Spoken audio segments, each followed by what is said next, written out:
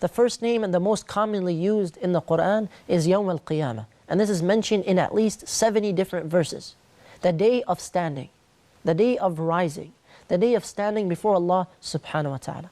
Another name is Al-Yawm al-Akhir, the final day, because there is no day after that. There is only eternity after that. Another name that is used is As-Sa'ah, the hour. Another name that is used is Yawm al-Ba'th, the day of resurrection, the day in which Allah subhanahu wa ta'ala will resurrect all man and jinn. Another name that is used is Yawm al-Khuruj, the day of coming out from the graves. Another name that you'll see in the Quran is Al-Qari'ah, the striking hour. Imam al-Qurtubi rahimahullah said, this is because it will strike the hearts with terror.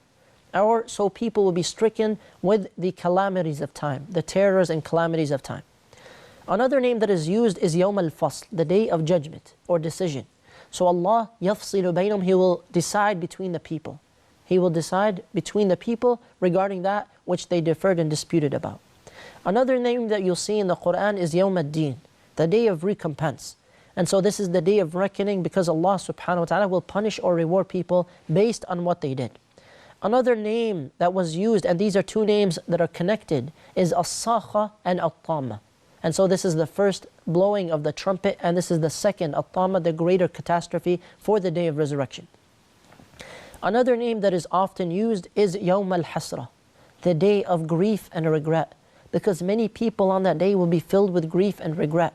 You do not want to come on the day of judgment with regret, because regret on that day, you cannot do anything with it. There's no way to ransom yourself. And so the disbelievers on that day will be filled with regret, and those who committed many sins and did not repent will also be in a state of regret and grief.